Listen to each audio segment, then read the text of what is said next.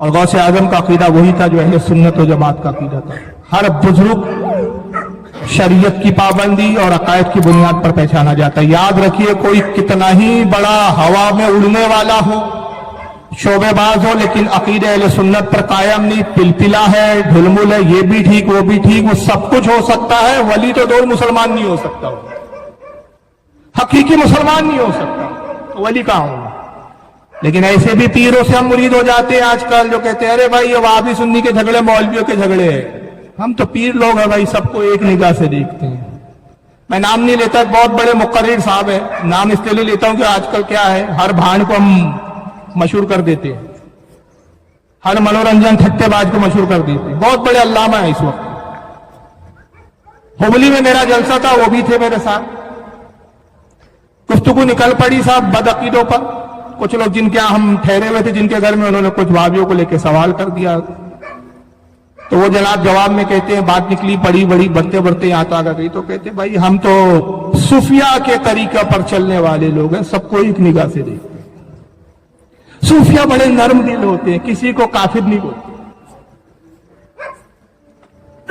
تو بہرحال میں نے بہت لمبی گفتگو کی تھی، وہ ابھی موقع نہیں ہے، لیکن ایک بات میں کہتا ہوں. میں نے کہا یہ کیسا صوفی ہے بھائی، وہ گفتگو کا آخری نچوڑ بتا رہا ہوں، یہ کیسا صوفی ہے کہ رسول اللہ کی توہین ہو رہی ہے اور یہ صوفی بنا بیٹھا ہوا ہے، سرکار کی گستاخی ہو رہی ہے، صوفی بنا بیٹھا ہے.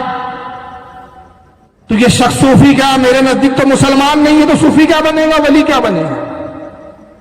تو سب سے پہلے تو آپ جانیے کہ سب سے بڑا پیروں کا پیر، ولیوں کا تاجدار، ولیوں کا سردار غوث اعظم کو مانتے تو ان کا عقیدہ دیکھو کہ عقیدہ کیا ہے. وہ عقیدہ انہوں نے بنیاد طالبین میں لکھے. یہ کتاب ہے ان کی عربی زبان میں، سر الاسرار و مظہر الانوار، یہ بھی باہر سے چھپی ہوئی ہے، سب باہر کی کتاب ہے الحمدللہ. اس میں انہوں نے عقیدہ عقائد کا بیان کیا ہے. شرفۃ الغائب ہے، فتح الربانی ہے، بنیاد الطالبین ہے. علماء نے 17 کتابیں شمار کی ہے کہ غوث اعظم نے اپنی زندگی میں کل 17 کتابیں لکھی ہیں، 17 کتابیں، اور تقریباً 40 سال درس و تدریس کی خدمات انجام دیا. آپ نے پڑھایا بھی ہے مدرسے میں بیٹھ کر، ہزاروں شاگرد بھی پیدا کیے، درس و تدریس کا بھی کام کیا، واعظ و نصیحت کا بھی کام کیا، اور تصنیف و تالیف کا بھی کام کیا. ہر اعتبار سے آپ نے سنت کو مضبوط کیا.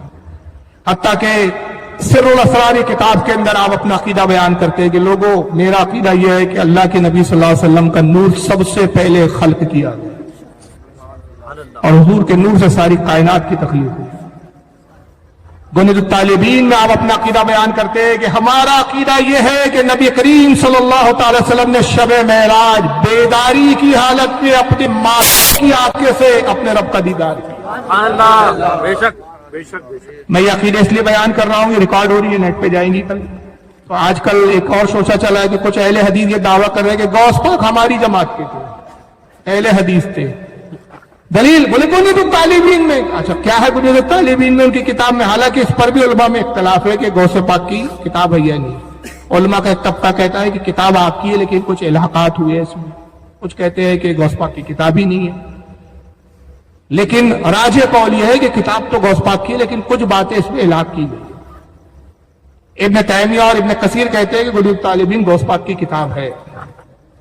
امام ابن حجر المکی الہیتمی فتاوی حدیثیہ میں کہتے ہیں کہ بنیاد الطالبین غوث پاک کی کتاب ہے لیکن کچھ الحاق ہوئے. شاہ عبدالحق فرماتے ہیں غوث پاک کی کتاب ہے.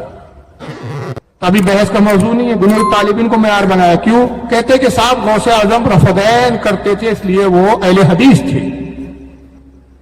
ایک رفدین ملا ان بیچاروں کو تو انہوں نے اہل حدیث بنا دیا، اور یہ نہیں دیکھا کہ غوث اعظم حنبلی تھے.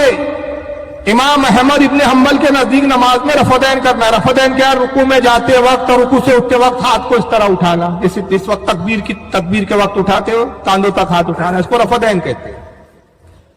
امام شافعی اور امام احمد ابن حنبل کے نزدیک رکوع میں جاتے وقت اور رکوع سے اٹھنے کے بعد رفدین کرنا یہ مستون ہے. امام اعظم ابو حنیفہ اور امام مالک کے نزدیک یہ رسول اللہ نے ابتدا میں کیا، بعد میں اس کو ترک کر دیا، لہذا ترک کر دیا. تو اب یہ سنت اب عمل نہیں کیا جائے گا اس پہ، کیونکہ سرکار نے اپنے عمل کو خود منسوخ فرما دیا اپنے ہی عمل سے. لیکن ایک رفدین دیکھا تو اہل حدیث بنا دیا، اور باقی پھر کتابوں میں جو اتنی ہزاروں باتیں لکھی ہے جو ان کے عقیدے کے خلاف وہ دیکھنے کے لیے تیار نہیں، جبکہ اہل حدیث و وہابیوں کا عقیدہ ہے کہ حضور نے شب معراج اللہ کو دیکھا ہی نہیں۔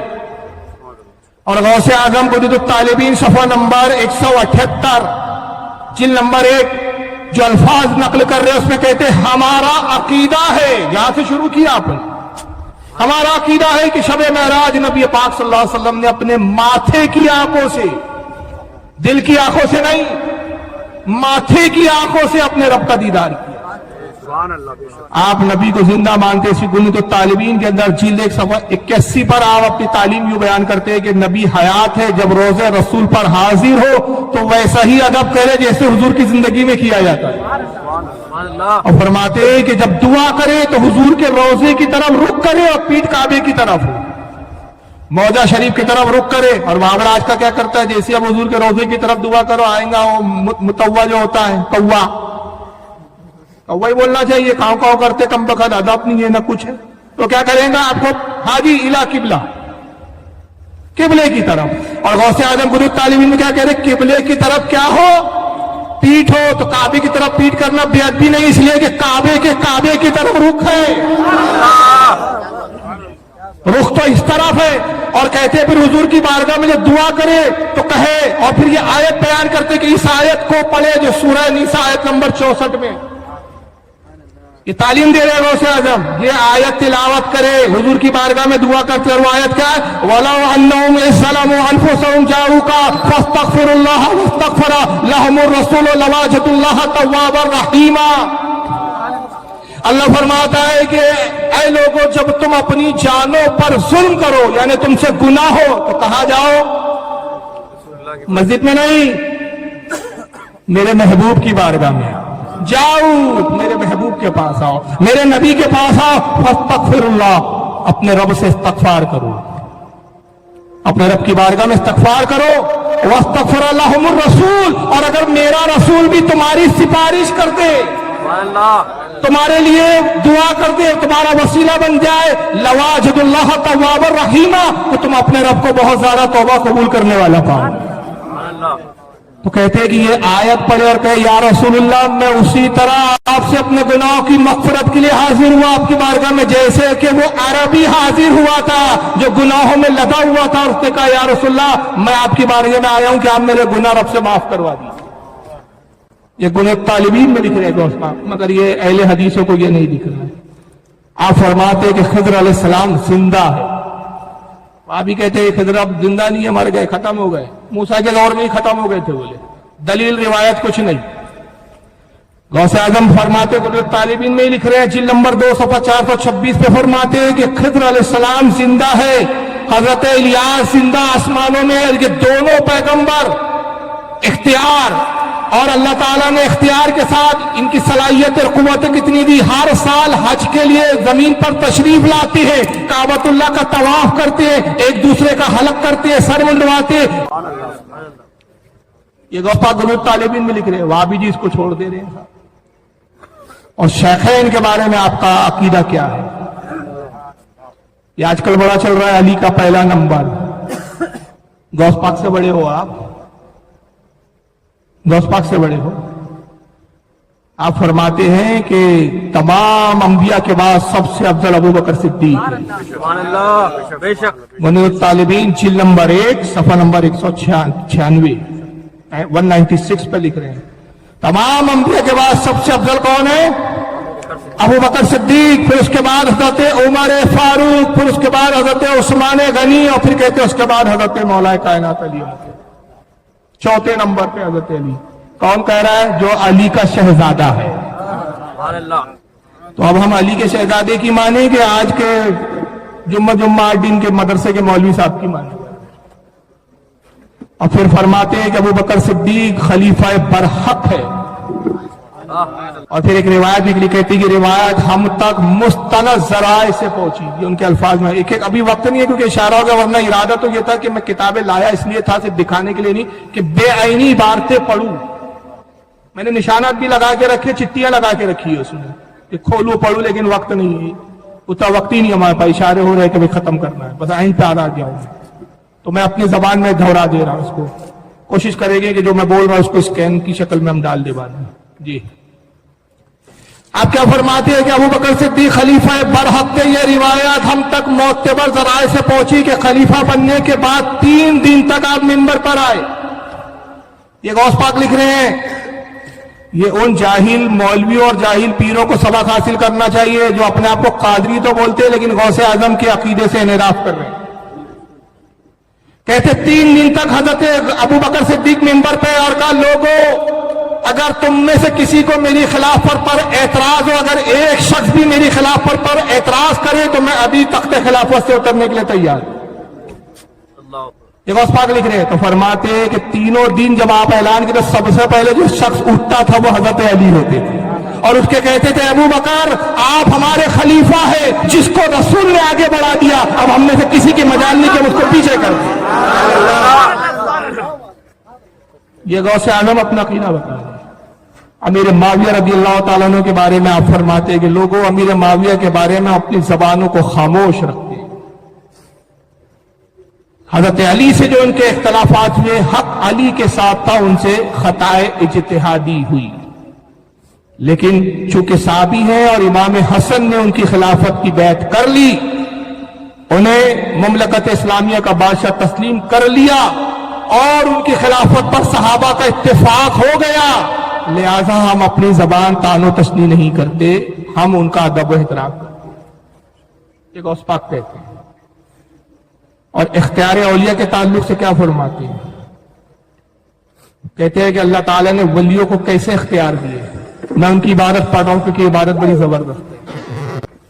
اپنی زبان میں کہوں گا تو مزہ نہیں آئے گا. فتح الغیب صفحہ نمبر 68.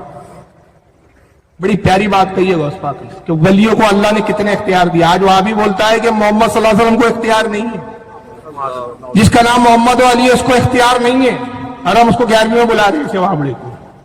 اور غوث پاک اپنا عقیدہ فتح الغیب اپنی کتاب میں خود کیا لکھ رہے, کہتے ہیں قال اللہ تعالیٰ فی بعض کتبہ, کہ اللہ تعالیٰ نے اپنی بعض کتابوں میں یہ بیان فرمایا کہ رب ارشاد فرماتا ہے, یعنی حدیث قدسی نقل کر رہے, حدیث قدسی کوٹ کرتے کہتے ہیں کہ اللہ فرماتا ہے یا ابن آدم انا اللہ الذی لا الہ الا, اللہ کہتا ہے اے میرے بندے, اے آدم کی اولاد, میں ہی تیرا رب ہوں, میرے علاوہ کوئی عبادت کے لائق نہیں. اے آدم کی اولاد میں تیرا رب ہوں. انا اقول للشیء کن فیکون, میری شان یہ ہے کہ جب میں کسی چیز کے لیے کہتا ہوں ہو جا, وہ چیز ہو جاتی. میں جب کسی چیز کو وجود دینا چاہتا ہوں کن ہو جا فیکون, ہو گئی. اتینی اجعلکا تقول للشیء کن فیکون, اے میرے بندے تو میری اطاعت کر میرا بن جا, جب تو اطاعت کر کے میرا بن جائے گا تو میں تیری بھی شان ایسی کروں گا کہ تو کہیں گا کن ہو جا فیکون. اس ایک جملے میں سارے اختیار آ گئے. تو آپ کوئی ولی کہے اے اللہ اس مردے کو جلا دے, کن فیکون, مردے کو جلا دیا, شفا دے دیا, سب کن فیکون میں آ گیا. یہ شان اور یہ اختیار کون دے رہا ہے؟ اللہ تعالیٰ عطا کر. اور پھر آگے وضاحت کرتے کہتے ہیں وَقَدْ فَعَلَ ذَلِكَ بِكَثِيرٍ مِّنْ أَنْبِيَائِهِ وَأَوْلِيَائِهِ وَخَوَّاصِهِ مِنْ بَنِي آدم, اور یہی طاقت و قوت, یہ اختیارات اللہ نے تحقیق اپنے بہت سارے انبیاء کو, اولیاء کو, خواص کو, اولاد آدم کو عطا کیا. اولیاء کے اختیار کا ذکر کر رہے ہیں. پھر گنے تو طالبین کے اندر جلد 1 صفحہ 258 پر آپ تعلیم دیتے فرماتے ہیں لوگوں 40 ابدال ہے جو دنیا کا نظام سنبھالے. ان وابی سے پوچھو کہ اہل حدیث تو بڑے جلدی بول دیا آپ نے غوث پاک کو, مانتے ہو کہ تم 40 ابدال؟ اب میں نے کئی وہابیوں کو چیلنج کیا, آج تک ایک وہابڑے نے میرا چیلنج ایکسپٹ نہیں کیا. کہا میں نے کہا تم گودو تو طالبین کی بنیاد پر کہتے ہو نا غوث پاک اہل حدیث تھے, چلو اسی بنیاد طالبین کو فیصل بناتے. گنی طالبین میں جتنے عقیدے تم بھی مانتے جاؤ ہم بھی مانتے, میں رفعین کے لیے تیار ہوں, تم باقی سارے عقیدے مانو گے. تو تم ایک رفعین دوں گے تو 10,000 مسئلے میں تم پہ لاد دوں گا, اور تمہارا باپ بھی نہیں مانے گا کہ تم اس کو شرک و بدعت بول کے بھاگتے ہو. تو غوث اعظم کیا فرما رہے ہیں کہ 40 ابدال ہے جو دنیا کا نظام چلاتے ہیں, اور فرماتے یہی دنیا کے حاکم ہیں اور مومنوں کے سفارشی ہے. قبروں کی زیارت کے تعلق سے آپ عقیدہ بیان کرتے ہیں. گنت الطالبین جلد 1 صفحہ 178 پہ کہتے ہیں ہمارا عقیدہ ہے, غوث پاک کہتے ہیں ہمارا یہ عقیدہ ہے کہ میت اپنے زائر کو پہچانتی ہے. جب کوئی قبر پہ جاتا ہے تو مردہ غافل نہیں ہوتا بلکہ پہچانتا ہے کون آیا ہے مجھ سے ملاقات کرنے کے لیے. اور پھر فرماتے بالخصوص جب جمعے کے روز طلوع فجر سے لے کر طلوع شم تک اس کے پاس لوگ جاتے. یہ بھی ہمارا عقیدہ ہے کہ الحمدللہ عام مردہ پہچانتا ہے تو ولی کے پہچاننا شناخت کا پھر کیا عالم ہوگا. تو بہرحال یہ غوث پاک کی تعلیمات ہے, ہمیں ان کی تعلیم پر عمل کرنا چاہیے. بہت ساری اور بھی باتیں لیکن وقت کی قلت کی وجہ سے اس کو میں اختتام کر رہا ہوں.